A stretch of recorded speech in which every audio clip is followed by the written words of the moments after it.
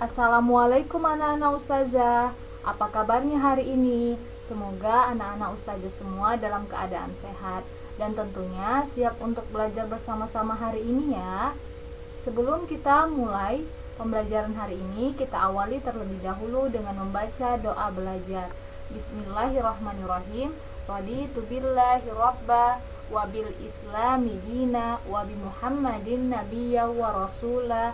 Rabbi zidni ilma warzuqni fahma. Hari ini kita akan belajar bersama-sama untuk mata pelajaran tematik tema 1, subtema 1 tentang pengamalan sila pertama Pancasila. Mari kita belajar bersama-sama. Sebelumnya, Ustazah akan memberikan tujuan pembelajaran kita hari ini. Yang pertama, siswa dapat memahami makna simbol sila-sila Pancasila dalam kehidupan sehari-hari. Yang kedua, siswa dapat menceritakan pengalaman bersyukur kepada Allah. Yang ketiga, siswa dapat menyebutkan arti penting bersyukur. Nah, anak-anak Ustazah, sudahkah bersyukur hari ini? Bersyukur itu apa sih? Bagaimana sih cara bersyukur? Yuk sama-sama kita simak materinya ya.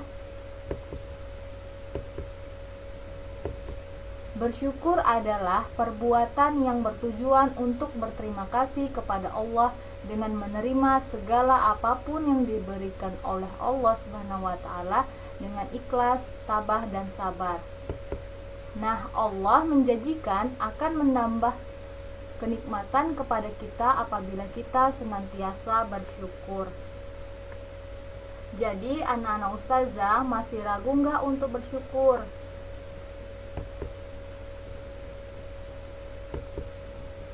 Semua makhluk hidup yang ada di dunia merupakan ciptaan Allah Subhanahu wa taala.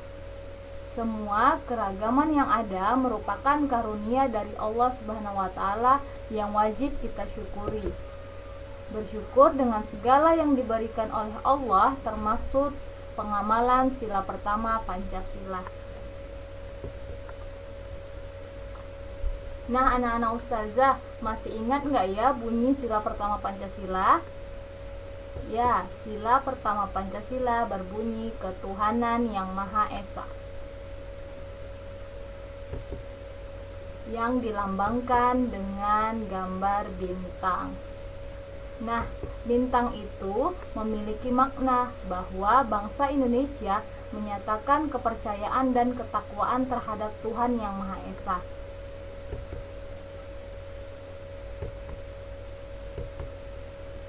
Sila-sila Pancasila memiliki nilai-nilai positif yang wajib kita amalkan. Nah, berikut adalah pengamalan sila pertama Pancasila. Pengamalan sila pertama Pancasila. Yang pertama, bersyukur atas kenikmatan yang diberikan oleh Allah Subhanahu wa taala. Yang kedua, bertakwa kepada Allah dengan cara melaksanakan perintahnya dan menjauhi larangannya. Yang ketiga, jujur dalam perkataan dan perbuatan. Yang keempat, tidak mengganggu orang yang sedang beribadah. Yang kelima, rajin beribadah. Nah, anak-anak ustazah, bersyukur merupakan salah satu pengamalan sila pertama Pancasila yang wajib kita praktekkan setiap harinya ya. Bagaimana ya cara mensyukuri nikmat Allah? Cara mensyukuri nikmat Allah itu yang pertama, menjaga kesehatan tubuh dengan cara menjaga pola makan, berolahraga, dan istirahat yang cukup. Kemudian yang kedua, berbuat baik kepada seluruh makhluk hidup, yaitu manusia, hewan, dan tumbuhan. Yang ketiga, menghargai agama orang lain. Yang keempat, menjaga kebersihan makanan. Untuk menjaga kesehatan tubuh itu bisa kita lakukan dengan cara berolahraga, misalnya dengan berlari. Kemudian berbuat baik kepada seluruh makhluk hidup, bisa kita contohkan dengan cara memberi makan hewan, kemudian menyirami tanaman agar tanamannya subur. Kemudian menghargai agama orang lain itu bisa dicontohkan dengan kita tidak mengejek ataupun mengganggu orang lain yang sedang beribadah. Kemudian menjaga kebersihan makanan itu bagaimana caranya ya? Kenapa harus menjaga makanan? Karena menjaga makanan merupakan salah satu cara bersyukur kita kepada Allah yang telah menciptakan kita dengan sangat sempurna. Nah, anak-anak ustazah, dalam kegiatan makanan dan minuman itu semua ada aturannya loh, dimana aturan sebelum makan, saat makan, dan sesudah makan. Dan semua aturan tersebut wajib kita praktekkan untuk menjaga kesehatan tubuh kita.